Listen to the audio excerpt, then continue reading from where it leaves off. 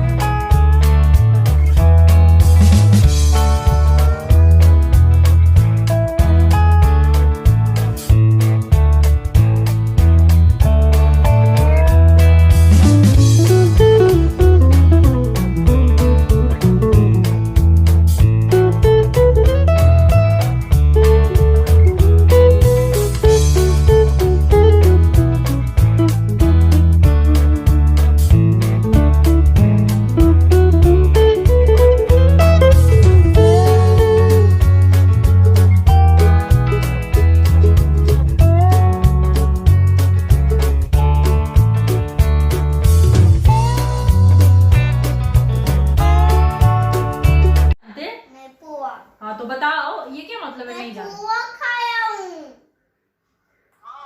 गोवा आया हूँ।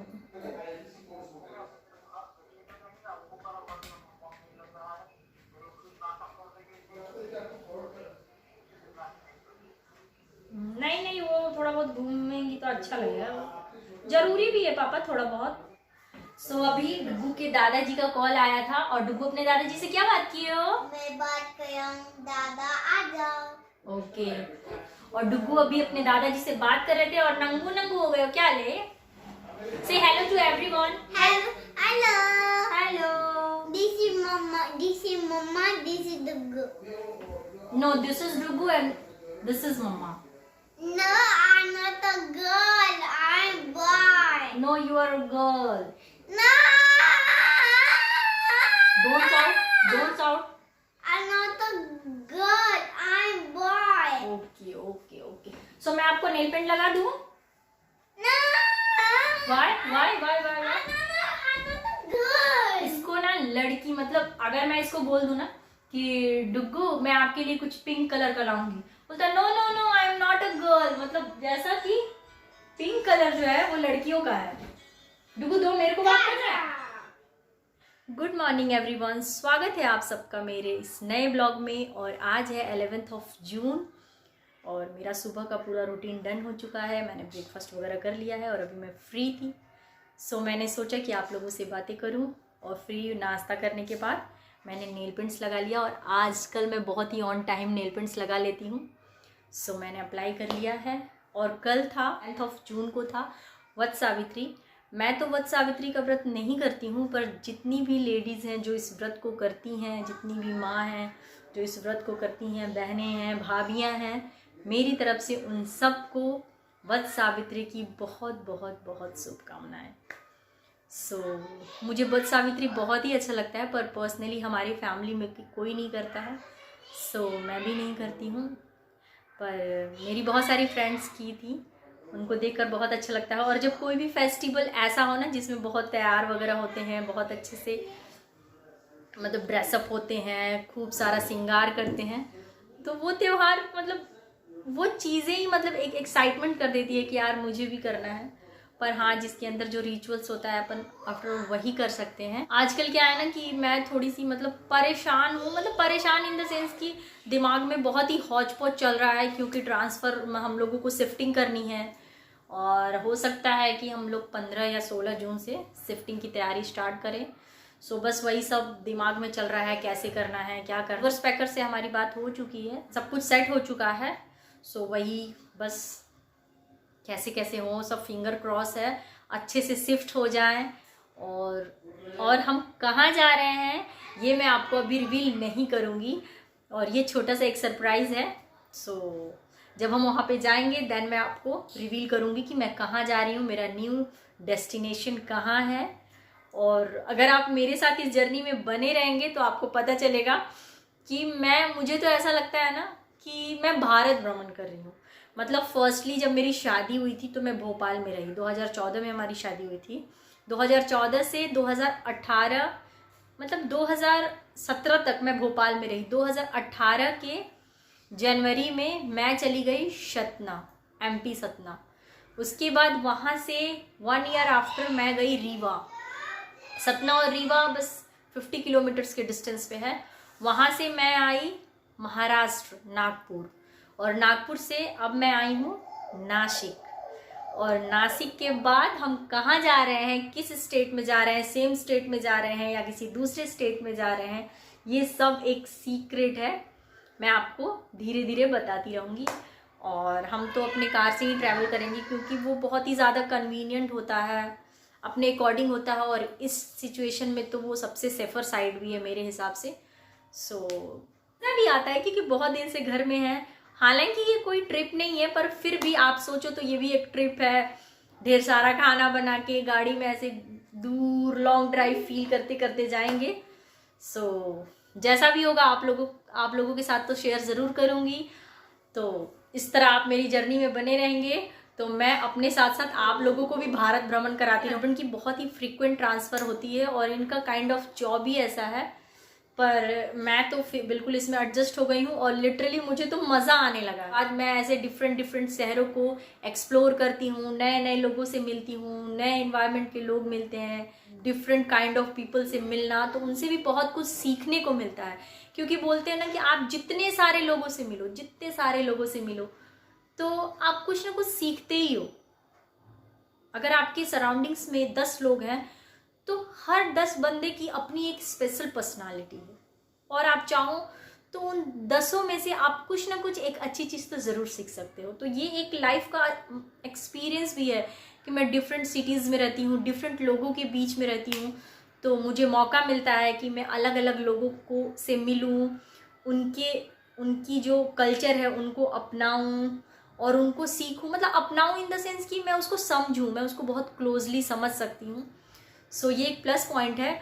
और प्लस पॉइंट के साथ साथ बहुत सारी मतलब परेशानियां भी होती है, पर परेशानियों को बहुत हाईलाइटेड करके हम, क्योंकि ये ट्रांसफ़र हमारे बस में नहीं है, तो हम सिर्फ परेशानियों को हाईलाइट्स करें और उसी को बस पॉइंट आउट करते रहें कि अरे यार ऐसा हो रहा है, वैसा हो रहा है, ऐसा हो रहा है, तो इससे कुछ भी होने वाला नहीं है। बस होगा कि हमारी मेंटल जो स्थिति है वो और मतलब और हमें बुरा लगेगा। सो सारे ड्रॉबैक्स को रखते हैं साइड में और सिर्फ पॉजिटिविटी को उठाते हो कि एक बहुत अच्छा चांस है कि आप डिफरेंट जगह पे रहो, डिफरेंट कल्चर को देखो, सीखो और एंजॉय करो। क्योंकि मैं बिहार से हूँ, मैं झारखंड में पढ़ी, मेरी शादी भी बिहार में हुई, पर मेरे इन लॉज छत्तीसगढ़ में रहते हैं, तो मैंने कुछ वहाँ के फूड हैबिट्स, कुछ कल्चर देखा। फिर मैं MP में आ गई, फिर वहाँ का कुछ देखा, फिर महाराष्ट्र में आई, तो इस तरह मेरे गई तो मैं कुछ ऐसी चीज़ें खाने लगी, बनाने लगी जो कि मैं पहले नहीं खाती थी। पर महाराष्ट्र में ना मिसल पाव खाते हैं, मैं आप लोगों के साथ रेसिपी ज़रूर कभी ना कभी शेयर करूँगी। यहाँ भाखरी का बहुत चलन है, बहुत ही ज़्यादा, मतलब यहाँ लोग बहुत ही तादाद में भाखरी खाते हैं, बड़ा पाव, इस तरह से कुछ चीज़ें हैं जो कि मतलब, तो इस तरह से डिफरेंट जगह पे MP में गए तो पोहा, मतलब पहले हम लोग जब बिहार या झारखंड में रहते थे तो पोहा का बहुत चलन नहीं था। हाँ, हम लोग पोहा को चूड़ा बोलते हैं और चूड़ा को बस हम ऐसे as a snacks, evening snacks की तरह चूड़ा और फली दाने को रोस्ट करके ले लिया, या चूड़ा दूध खा लिया, चूड़ा दही खा लिया, ऐसे खाते थे। पर जब मैं एमपी में गई तो पोहा, जलेबी और पोहा वहाँ का फेमस और बहुत ही रेगुलर और फ्रिक्वेंट बनने वाला ब्रेकफास्ट है। मोस्टली हर घर में बनता है, क्योंकि मेरे हस्बैंड को भी पोहा बहुत पसंद है तो हमारे घर में भी वो बनता रहता है। ट्वाइस इन अ वीक बन ही जाता है और एक बार तो कहीं नहीं गया है। सो इस तरह से डिफरेंट जगह पे रहने से डिफरेंट जगह के फूड हम खाते हैं और हम एक्सपीरियंस करते हैं, फिर बनाते भी हैं। तो पर्सनली मैं मानती हूँ कि ये एक प्लस पॉइंट है। सो अभी हमको शिफ्टिंग करनी है। सो देखिए हम क्या क्या करते हैं, कैसे कैसे जाते हैं, कैसे पैकिंग करते हैं, कैसे हम मैनेज करते हैं। और थोड़ा सा डर भी लगता है क्योंकि अभी सेफ्टी बहुत ही रखना है, और जस्ट बिकॉज कि हमारे पास एक छोटा सा बेबी है, मतलब डुग्गू है। सो उसकी वजह से हमें कुछ ज़्यादा ही प्रिकॉशंस लेना पड़ेगा, पर इट्स ओके, क्या कर सकते हैं, जाना तो है, करना तो है। और देखिए क्या है ये, पाइनएप्पल। क्या है ये, pineapple.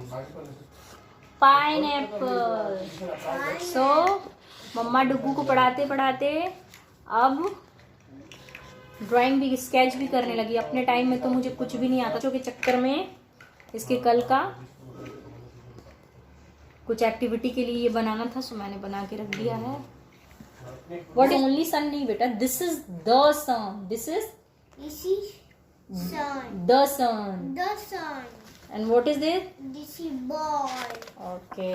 And what the next? What is this? This is only pineapple. Yes, this is pineapple. Everyone, और अभी मैं बहुत देर के बाद ही कैमरा उठा रही हूँ। एक्चुअली मैं डुग्गू को पढ़ा रही थी और उसके बाद मैं लंच बनाने के लिए गई, और लंच में हमने सिंपल सा दाल, राइस एंड गिलकी की सब्जी बनाई। सबका लंच वगैरह हो गया है। मैंने किचन फुल्ली क्लीन कर लिया है, और डुग्गू के पापा सो रहे हैं और मैं ऐसे ही बैठी हुई थी, तो मैं सोची आप लोगों से बातें कर लूँ और मैं दिखाती हूँ।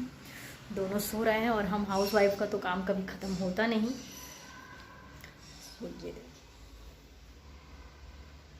सो इन लोगों को डिस्टर्ब ना किया जाए और सोने के लिए मैं छोड़ देती हूँ। और यार लोग सोचते होंगे क्या है, बस खाना बना लिया, खा लिया, बस हो गया। पर पता है, मैं आपको अपना रूटीन बताती हूँ। मैं सुबह उठती हूँ और सुबह उठने के बाद मैं अपना मॉर्निंग रूटीन कंप्लीट करने के बाद डुग्गू को उठाना, उसको ब्रश कराना, मिल्क पिलाना, और मिल्क पिलाने के बाद उसकी क्लास लगती है 8 बजे। 8 बजे से लेके 9:15, 9:30 समटाइम मैं बिल्कुल स्टक रहती हूँ, कहीं भी नहीं जाना, क्योंकि उसको लेकर बैठो।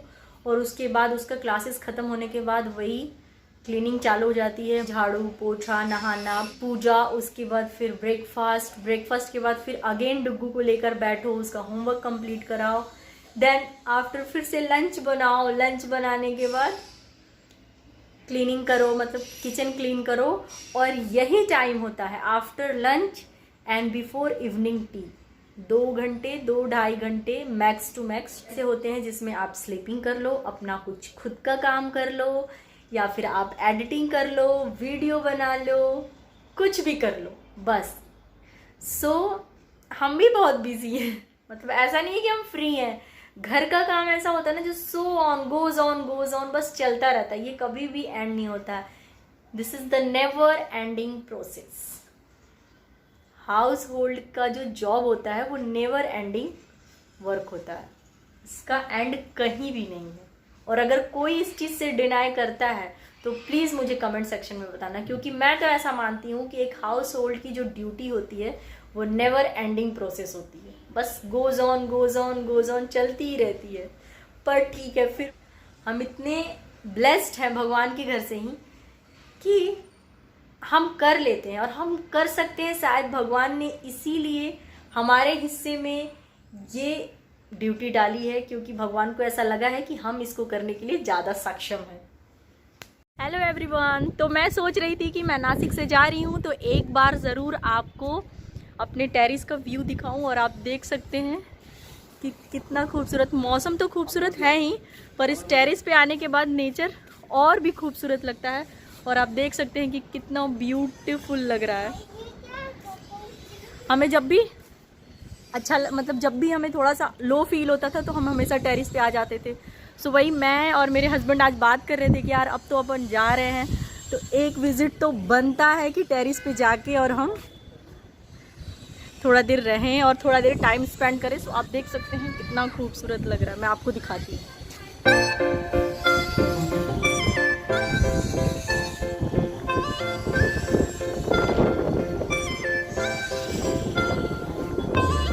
बहुत ही अच्छा लगा डुग्गू। डुग्गू मैं दिखाती हूँ डुग्गू और उसके पापा को यार। डुग्गू आप कहाँ आए हो? आप कहाँ आए हो?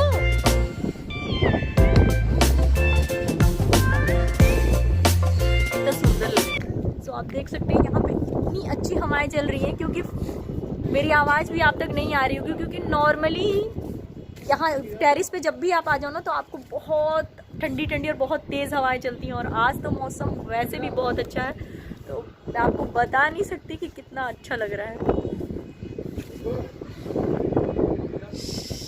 बहुत ही अच्छा लग रहा है। सो मैंने सोचा कि एक बार नासिक छोड़ने से पहले ये व्यू हम इंजॉय कर लें क्योंकि ये तो व्यू हम मिस करने वाले हैं। हालांकि जिस जगह पे हम जा रहे हैं वहाँ की भी नेचर बहुत ही ब्यूटीफुल है।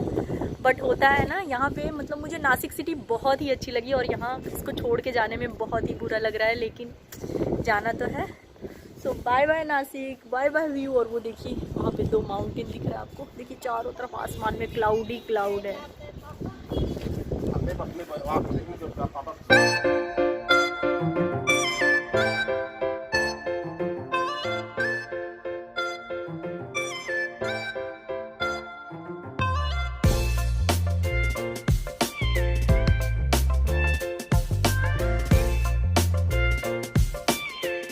चलिए इस व्यू को हम थोड़ी देर एंजॉय करेंगे और मैं अपनी इस वीडियो को यहीं पे एंड करती हूँ। I hope